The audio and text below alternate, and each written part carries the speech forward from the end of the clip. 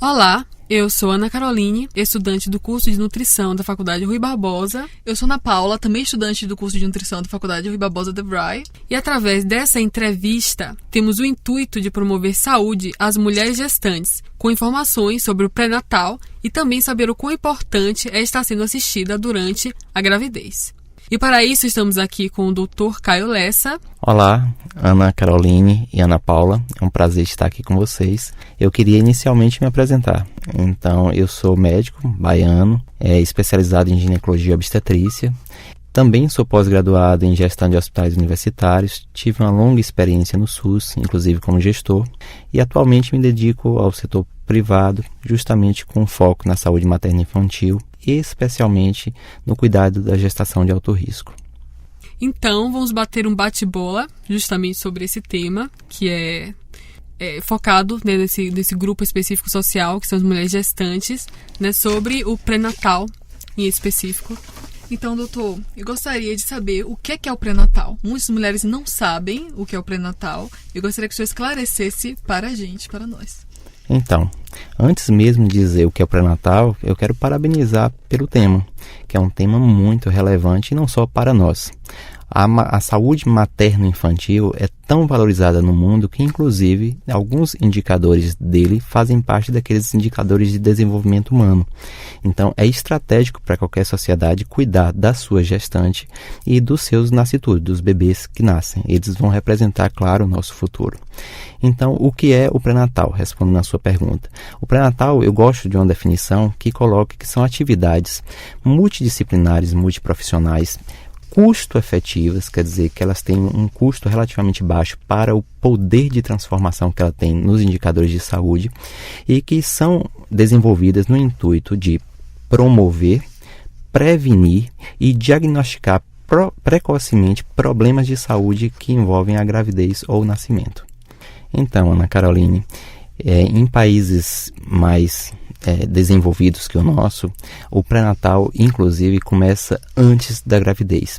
Então, no nosso país, infelizmente, no setor público, menos de 20% das pacientes começam o pré-natal nos primeiros 3 meses. Mas em outros países é muito comum que a assistência ao momento reprodutivo da mulher se inicie antes mesmo dela engravidar, com aquilo que nós chamamos de consulta pré-concepcional. E essa consulta pré-concepcional já é importante para eventualmente mudar alguns fatores de risco, mudar alguns hábitos, principalmente aqueles que não são hábitos saudáveis, e eventualmente diagnosticar algumas doenças que poderiam ter interferência sobre a saúde da mãe ou do bebê durante a gravidez. Então, para a nossa realidade, deveria começar antes, e na nossa realidade, uma vez diagnosticada a gravidez, a mãe deve se aproximar de um serviço de pré-natal para o acompanhamento da sua saúde do bebê durante a gravidez. Certo, doutor. E eu gostaria de saber também quais os riscos que as gestantes e os bebês sofrem por não realizarem o acompanhamento. Por que fazer o pré-natal? Então, mais ou menos nesse sentido.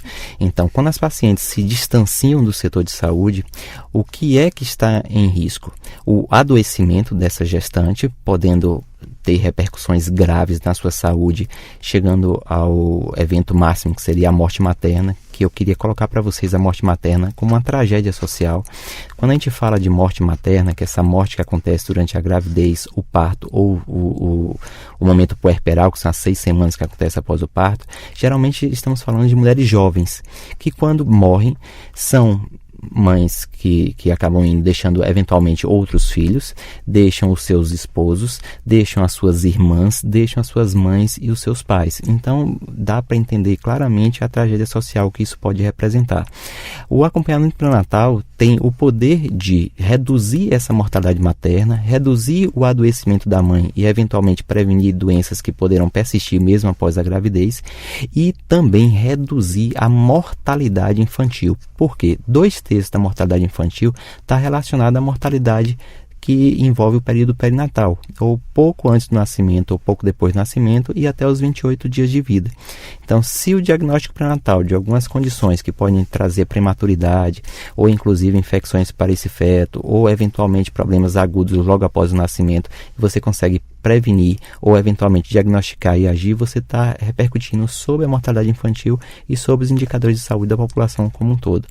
Então, basicamente é isso. Que não é tão básico assim, é bem complexo. Bem potente começar o pré-natal e fazer o pré-natal. Então, doutor, dependendo da idade da gestante, o acompanhamento é realizado de maneira diferente? Tem alguma recomendação para adolescente, por exemplo?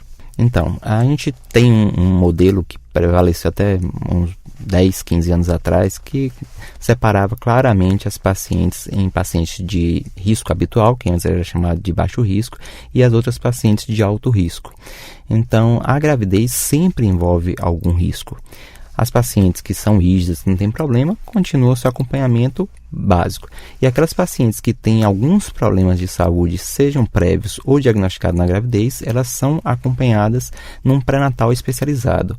O que é que esse pré-natal especializado tem? Habitualmente, ele vai lançar mão de recursos humanos especializados, eventualmente obstetrícia, de maneira multidisciplinar, tá certo? Envolvendo muito a nutrição, a própria psicologia, tá certo? O próprio serviço social também, porque tem fatores sociais que são determinantes de saúde, e eles também devem estar mais próximo do sistema de saúde que oferece os recursos que ela precisa. Então, para vocês entenderem bem, pacientes com gravidezes gemelares, elas têm um pouco mais de prematuridade, então elas precisam estar mais adstritas, mais próximas de um sistema que eventualmente possa oferecer recursos na eventualidade de uma prematuridade. Outra situação muito comum, a paciente que tem uma hipertensão grave, essas pacientes têm maior risco de ter intercorrências cardiológicas e eventualmente superajuntar, agregar a hipertensão que ela tem à pré-eclâmpsia, que é uma hipertensão específica da gravidez, uma condição hipertensiva da gravidez. Então ela precisa estar mais próxima de um serviço que eventualmente possa interná-la e controlar os riscos que também pode trazer a prematuridade no pano de fundo. Uma outra condição que é muito comum e é muito prevalente, quer dizer, acontece muito na sociedade, o diabetes, ainda mais na nossa população que tem muita obesidade, está muito relacionado. Então você precisa eventualmente também de um acompanhamento multiprofissional integrado que envolva nutrição, eventualmente o uso medicamentoso de drogas hipoglicemiantes como a insulina. Então você precisa às vezes de pré-natal especializado.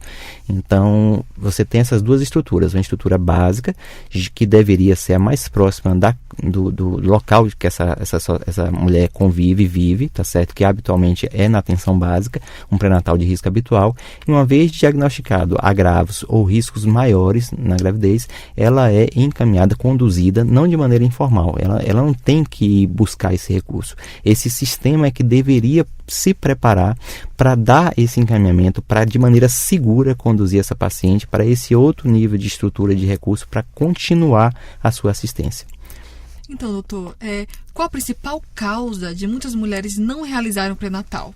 Como o senhor solucionaria essa questão, se o senhor pudesse? Então, a causa difícil, eu vejo um problema como multifatorial. E eu vou citar pelo menos 2 aqui que eu acho que são importantes. Um que eu acho que é o primeiro, que é acesso. Infelizmente, nossa população tem dificuldade de acesso ao serviço de saúde. Então, que até do ponto de vista educacional e da própria estrutura do setor saúde, as pessoas não conhecem como funciona o sistema de saúde, elas têm dificuldade. Na medida que tem uma necessidade aguda, que elas têm que correr para poder conhecer esse sistema. E de hábito, de regra, não é um sistema muito acolhedor. É um sistema que tem uma alta demanda, às vezes, que tem fluxos não muito estabelecidos, tem problemas de gestão e de financiamento graves, então que não estão muitas vezes de maneira empática acolhendo essas pacientes. Então esse é um problema. O segundo problema é da questão do valor da qualidade. Então, como nós temos serviços frágeis do ponto de vista de qualidade de gestão e de condução, a própria população não consegue de maneira cultural entender que aquele serviço é transformador da realidade dele. Então, ela acaba não acreditando muito. Ela mesma acredita que o pré-natal é uma ação de saúde menor. tá certo? E é por isso que nós cabe citar, nós há mais de 10 anos fizemos um pacto de redução da mortalidade materna infantil no Brasil, e à época se acreditava que é porque fazíamos poucas consultas pré-natais, e fazíamos na época, 2005, uma consulta para cada nascido vivo no país. 5 anos depois, que era a meta, nós aumentamos para 6 consultas por nascido vivo, mas não modificamos a mortalidade materna infantil, mostrando que esses indicadores quantitativos de consulta 1, 2, 3, 4, 5, quando não tem qualidade, de fato não transformam a realidade. A gente tem que estar mais preocupado com qualidade dos serviços públicos, aquilo que eu acho que é uma agenda bem moderna. Não é só fazer, é fazer com qualidade e ter resultado. Esse é justamente o ponto do problema maior. Grande desafio brasileiro. Desafio, com certeza. Por final, doutor, qual é o conselho que o senhor daria para as futuras mamães sobre o cuidado com ela e com o bebê nesse período tão delicado? Então, vou tentar responder de uma maneira bem holística e abrangente, não só para as mamães, mas para as mulheres, tá certo? Que assim que começam a sua vida sexual, devem ter um cuidado com a sua saúde, porque é justamente nesse contato com a saúde que algumas orientações, tá certo, do ponto de vista de planejamento reprodutivo, podem evitar gravidezes indesejadas, gravidez na adolescência que você colocou, que está associada a maiores riscos, porque são às vezes mulheres que não tiveram seu desenvolvimento completo e podem ter maior risco nutricional, tem uma maior incidência de pré-eclâmpsia, então ela já poderia estar sendo orientada a evitar essa gravidez indesejada. Também poderia ter um cuidado com as infecções sexualmente transmissíveis, que algumas delas trazem repercussão na gravidez, inclusive para depois da gravidez com seus fetos. A gente tem, por exemplo, na Bahia uma epidemia de sífilis congênita, é uma condição que traz um adoecimento enorme, não só de abortos, mas também de partos prematuros e adoecimento de recém-nascidos. Então, seria o momento. Então, essa mulher, antes mesmo de pensar em engravidar, ela já deveria estar adstrita. Para as pacientes que engravidam, elas precisam se preocupar com o cuidado da saúde. E do outro lado, como cidadãs, elas também devem se encorajar politicamente, se expressar, para poder ajudar esse serviço de maneira de comunicação, de apoio, a oferecer os recursos que ela precisa. E isso é uma decisão política. É uma decisão política de quem gere o sistema e é um comportamento político de quem precisa do sistema, que é do cidadão. A gente precisa desenvolver melhor a cidadania no Brasil. É um problema complexo e é político. Mas pré-natal tem muito poder de mudar essa realidade. Eu costumo dizer que é um momento onde a mulher se aproxima do setor de saúde, e a grande ambição do pré-natalista, daquele profissional que está envolvido com a saúde materna infantil, é, pelo menos na gravidez, quando tem essa oportunidade, modificar hábitos e eventualmente repercutir nos indicadores de saúde dessa mulher e dos seus filhos para o futuro. Então, eu tenho uma patologia específica, uma doença específica que acomete a gravidez em quase 1/5 das vezes, que é o diabetes, que as ações que envolvem o diabetes podem repercutir na saúde da mãe e do bebê durante a gravidez, pode diminuir o risco de complicações no momento do parto, pode eventualmente proteger essa mãe de um diabetes futuro e, com certeza, quando bem controlado, vai diminuir o risco de diabetes, obesidade e hipertensão desse bebê daqui a 50 anos. Então, a gente está falando de um pré-natal, uma ação que parece simples, mas tem um poder de mudar um futuro. É o conselho que eu queria dar: faça um pré-natal. Muito bom, doutor. Foi muito bem colocado todas as questões por parte do senhor. Muito obrigado pela participação. E nós estamos aqui com o doutor Caio Lessa, falando sobre o pré-natal. Muito obrigada, doutor, mais uma vez. Foi um prazer tê-lo aqui. Foi uma excelente entrevista. Ana Carolina e Ana Paula, foi um prazer. Foi um bate-papo excelente, falar de saúde, falar de política, falar de gestão, falar de cidadania, tá certo? E nós todos, e vocês estão de parabéns, estão exercitando a empatia, que é se mobilizando pela causa do outro, se colocando no lugar do outro, que as pessoas que eventualmente estão engravidando, sob risco, sem acesso, e vocês estão tentando transformar essa realidade. Parabéns, foi um prazer.